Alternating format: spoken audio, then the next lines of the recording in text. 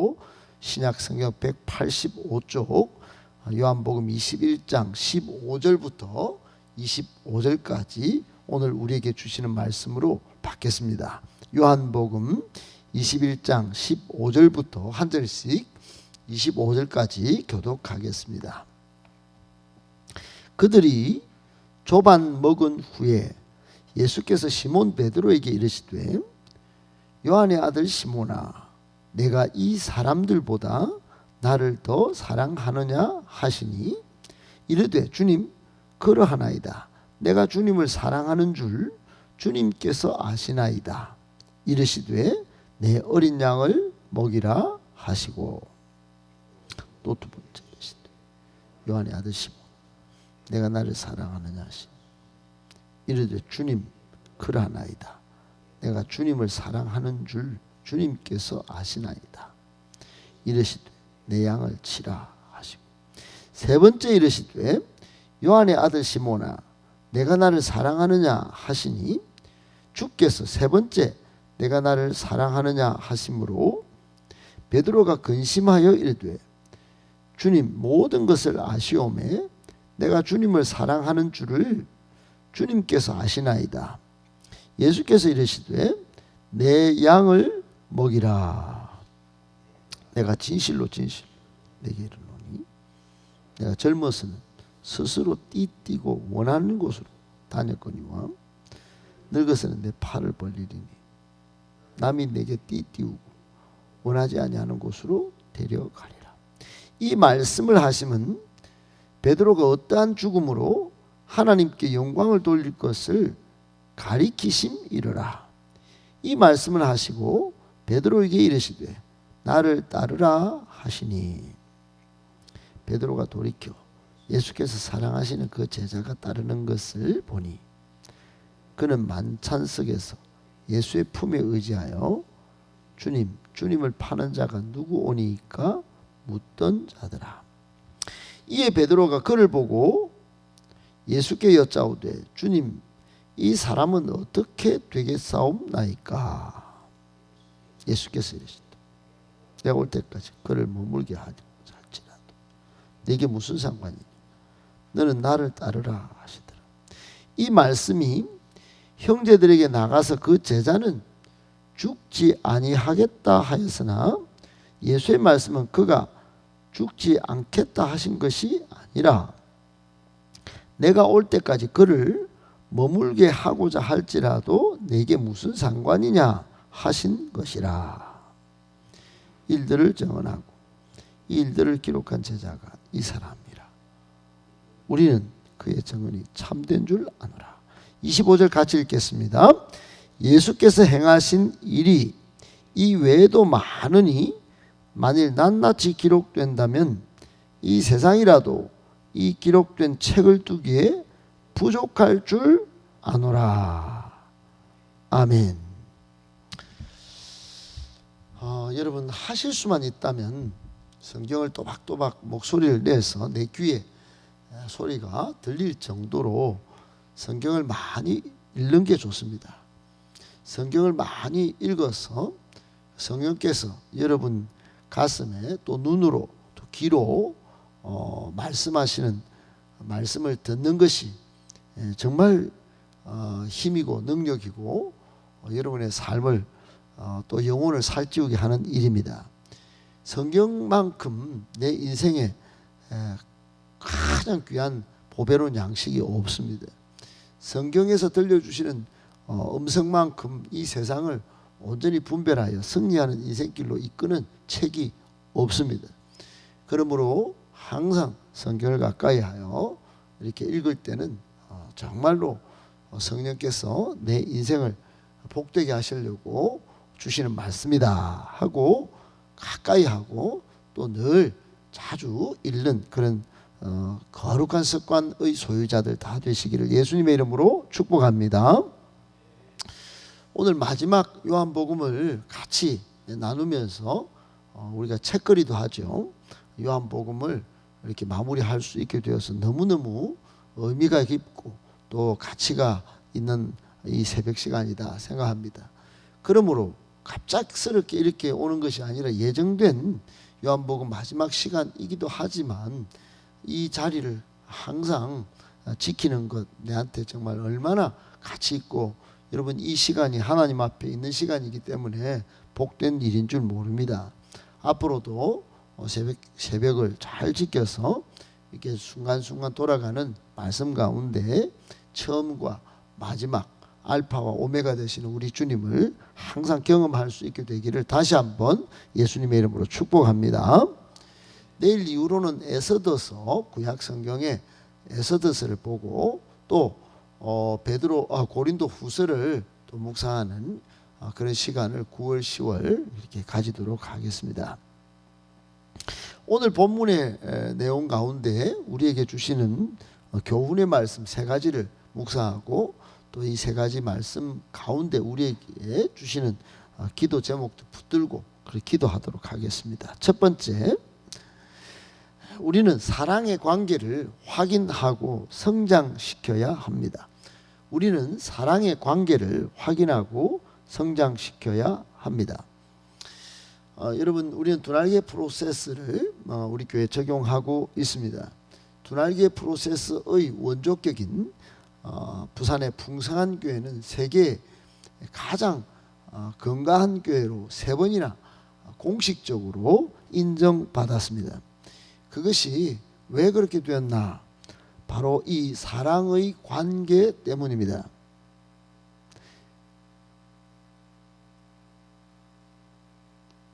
이 사랑의 관계 지수가 가장 높게 나온 교회가 부산의 풍성한 교회입니다.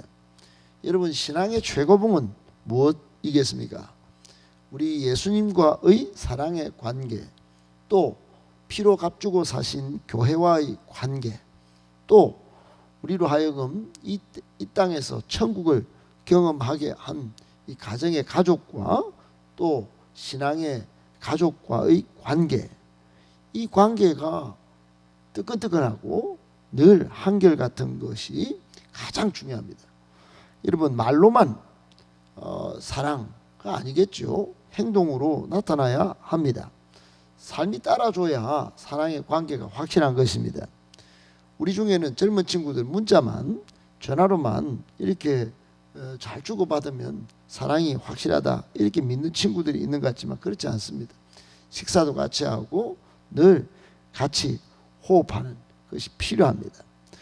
그리고 사랑의 관계는 짧은 것, 순간적인 찰나적인 것만이 또 다가 아닙니다. 지속적인 기다림과 인내를 요구합니다. 저절로 사랑의 관계가 형성된다? 절대 그렇지 않습니다.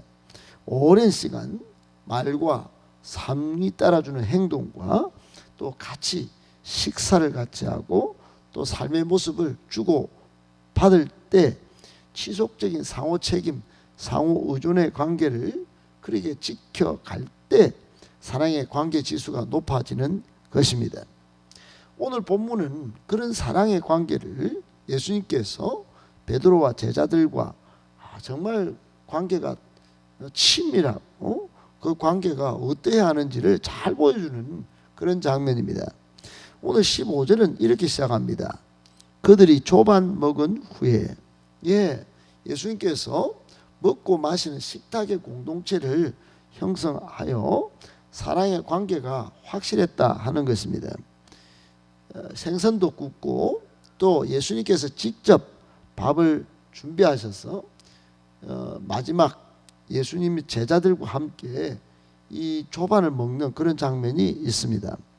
15절 끝에도 예수님께서 베드로를 부르실 때 정말 애정 있게 정말로 사랑이 충만한 그런 호칭으로 베드로를 부르는 장면이 있습니다.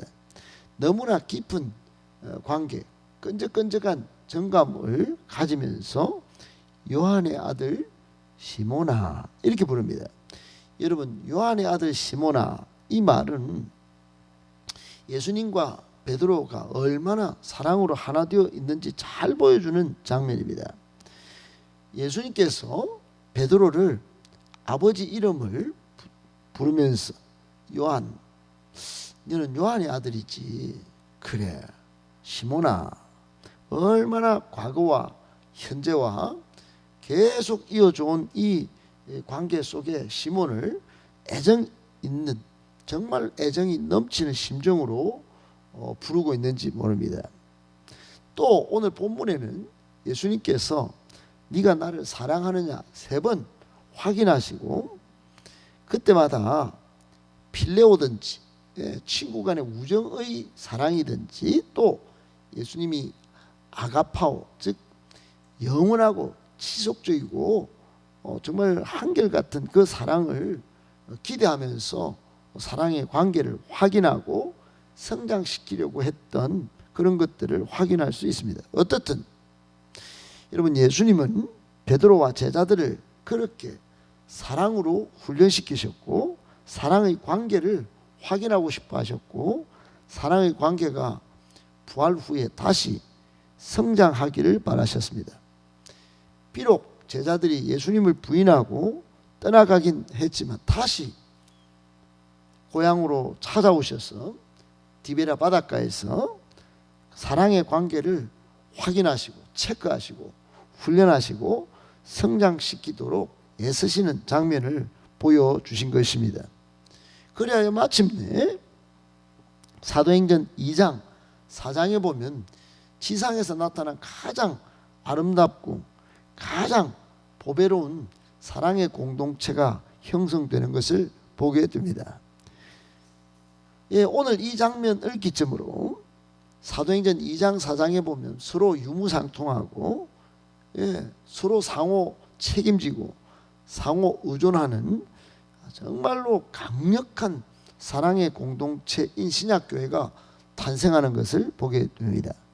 사랑하는 여러분, 순간순간 우리는 주님과의 사랑의 관계, 또 피로 값주고 사신 이 몸된 교회와의 관계, 주의 종과의 사랑의 관계, 가족과 또 우리 신앙의 동지들과의 사랑의 관계를 체크하고 내가 진짜 말로만이 아닌지, 아니면 순식간에 짧은 순간만 하는 것은 아닌지 끝까지 기다리면서 인내하면서 헌신하면서 서로 상호 책임지고 있는지, 상호 의무를 잘 지켜가고 있는지, 사랑의 관계 지수가 높아지고 있는지 확인하고 또 성장시켜서 이제 예수님 다시 오시는 날 신약교회가 탄생한 것처럼 우리 교회도 건강한 사랑과 생명이 넘치는 교회를 꼭 형성시켜 갈 수 있게 되시기를, 그런 주역이 되시기를 예수님의 이름으로 축복합니다. 아멘. 두 번째, 지금 이 순간 예수님 사랑하는 마음이 중요합니다. 여러분, 예수님께서 오늘 베드로에게 3번 아가파오, 즉 희생적이고 섬김적이고 좀 하나님 사랑의 관점에서 내가 나를 사랑하느냐 이렇게 질문하셨습니다. 정말 오래도록 끊지 않고 잠깐은 부인도 했지만 영원한 아가파오적, 또 아가페적, 무조건적인 조건을 달고 이렇게 하는 것이 아니고 계산적인 이런 게 아니고 무조건적이고 영원하고 오래 끊을 수 없는 그 아가페적 사랑으로 아가파오메 이렇게 묻습니다. 여러분, 그런데 베드로의 대답은 좀 다르죠. 예수님께서 마지막에 하도 필레오적 사랑으로 3번 다 베드로가 대답하니까 그것은 제가 무조건적이고 희생적인 영원한 그런 사랑은 좀 제가 뭐 이렇게 이런 마음을 깔고 필레오를 대답하니까 예수님께서 마지막 눈높이로 필레오로 또 물으십니다. 사랑을 체크하시면서 물으신 거죠. 그때마다 베드로는 모두 필레오, 즉 형제 간의 사랑의 마음으로 내가 주님을 사랑하는 줄 주님께서 아시나이다 이렇게 대답합니다. 여러분, 3번의 질문, 예수님께서 왜 사랑을 질문했는지 이유를 보면 지금 이 순간 예수님을 사랑하는 마음이 얼마나 중요한지 금방 눈치챌 수 있습니다. 여러분, 베드로는 앞으로 사명을 감당할 예수님의 수제자입니다. 예수님께서 베드로에게 사랑의 진리를 확실히 교육시킬 필요가 있었습니다. 그 사랑의 진리라고 하는 것은 짧은 찰나적 사랑이 아닙니다. 예수님께서는 무조건적인 당신이 직접 보여주신 이 땅을 향한 그 사랑, 베드로에게도 필요하다고 보신 것입니다. 3번의 부인에도 불구하고 예수님은 다시 사랑의 마음으로 베드로를 찾아오셔서 그 사랑을 확인받고 싶으셨습니다. 다시 베드로를 세워 사랑의 공동체, 내 양이 있는 목장을 세우시기 원함이셨습니다. 제일 중요한 관점은 시제인데, 여러분, 예수님께서 네가 나를 사랑하느냐, 이 질문 속에는 현재 시제가 있습니다. 과거를 추궁하는 내용이 아닙니다. 너 옛날에 이래 잘못했지, 회개를 촉구한다, 알았지? 과거에 너 엉뚱하게 이렇게 살한 거 너 죽어볼래? 이렇게 하지 않으셨습니다. 미래에 부담도 주지 않으셨습니다. 미래에 나를 사랑 안 하면 새 출발 안 된다, 억지로 부담을 주면서 앞으로 다짐해, 이런 억지가 아니었습니다. 지금 현재 네가 나를 정말로 사랑하느냐, 지금 기도하는 이 순간, 지금 이 2024년 9월 네가 나를 사랑하느냐, 네가 지금 일하고 공부하는 이 순간, 비록 헉헉대고 숨이 찰 정도의 힘겹고 어려운 시간, 이 순간에도 가장 중요한 사랑의 1순위는 나를 사랑하는 것이냐, 그러면 됐지.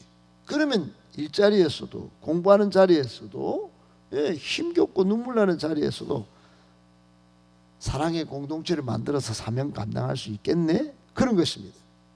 예수님은 고차원적인 아가페적 사랑이 아니라 할지라도, 베드로가 그런 인물이 안 된다 할지라도, 필레오적으로 인간적인 사랑이라 할지라도 지금 사랑이 확인이 필요하셨던 것입니다. 지금 이 순간 현재 사랑이 차곡차곡 쌓이면 그런 아가페적 고차원적인 사랑을 할 수 있으리라고 기대하셨던 것입니다. 사랑하는 여러분, 지금 이 순간 예수님을 사랑하는 마음이 있어지기를 축복합니다. 이것을 차차 계속 쌓아가면서 예수님이 원하셨던 무조건적인 그 정말 오래도록 쇠하지도 변질되지도 않는 영원한 예수님의 사랑의 사람이 우리가 다 되어지기를 예수님의 이름으로 축복합니다. 아멘. 마지막 3번째, 사명의 사람은 종말 신앙을 가져야 합니다. 사랑하는 여러분, 오늘 18절 19절 한번 보십시오. 18절 19절은 오늘날 여러분 앞에 있는 이종건 목사를 부르신 우리 주님의 부르심의 말씀입니다. 예수님께서 내 양을 먹이라, 내 양을 치라, 내 양을 먹이라 하시면서 목양을 염두에 두시고 베드로에게 질문을 하신 후에 베드로에게 사명을 주십니다. 네가 젊을 때는 스스로 띠뛰고 막 돌아다녔지, 육신의 정욕, 안목의 정욕, 이생의 자랑에 사로잡혀 살았지. 아니야, 그게 아니야. 너 인생의 최고봉, 너 인생의 진정한 목적은 그냥 스스로 사는 게 아니야. 부르심을 따라서 할 일이 있어, 그런 겁니다. 할 일이 있는 게 뭐냐? 목양입니다. 양을 먹이고 치는 거예요. 우리로 치면 평신도 사역자, 셀 리더, 셀 교사가 되어서 어린아이를 돌보고 또 우리의 영적 가족을 돌보는 것입니다. 여러분, 이 말씀을 하시면 19절에 베드로가 어떠한 죽음으로 하나님께 영광을 돌릴 것을 가리키심이라 그랬습니다. 사람은 육신의 종말이 있습니다. 또 이 역사도 종말이 있습니다. 베드로에게 예수님은 종말 신앙, 순교적 삶을 도전하시면서 너는 할 일이 있어, 분명한 목적 인생인 것을 지금 말씀하고 있는 것입니다. 저도 그렇게 살았습니다. 저도 흥청망청 아무런 가치 없는 것에 영원한 가치를 두고 살았습니다. 현세만 다 가장 중요한 줄 알았습니다. 아니었습니다. 저만 바라보는 이기적이고 개인적인 신앙이 아니라 사람을 돌보고 영혼을 살리고 일꾼을 세우고 몸된 교회를 든든히 세우는 그 사명을 우리 주님께서 확인시켜 주셨습니다. 그것은 종말 신앙을 가져야 가능한 줄 오늘 이 본문 속에서 마지막 끝에 20절부터 끝까지 보면 요한과 비교하시는 장면에서 분명하게 확인할 수 있습니다. 예수님은 다시 오실 텐데 너는 요한쯤이야 비교해서 말하냐? 아니야. 마지막 시대에 여러 가지 징조가 있을 텐데 너는 그냥 할 일을 하면 돼. 나를 따라와. 그렇게 말씀하십니다. 여러분, 마지막 시대의 징조가 가득합니다. 우리는 이때 사도행전 1장 8절의 말씀처럼 성령을 충만히 받고 땅끝까지 이르러 영혼을 살리고 일꾼을 세우는 이 복음 전파의 사명을 감당해야 할 것입니다. 지금 우리에게 요구되는 신앙의 최고봉은 뭐냐? 사랑의 관계이면서 동시에 종말 신앙입니다. 순교적 정신으로 예수 증인의 삶을 살 때 또 목양의 셀 리더로서 셀 교사로서 어린 양 방어하는 이 세상의 밥이 될 것 같은 그런 사람들을 치고 돌보고 건강한 교회를 이룰 때 이게 마지막 시대를 살아가는 우리에게 주시는 우리 주님의 요청이라는 사실 꼭 기억하시고 정말 사명의 사람으로 종말 신앙으로 잘 무장하여 삶을 살아내어 주실 수 있게 되기를 예수님의 이름으로 축복합니다.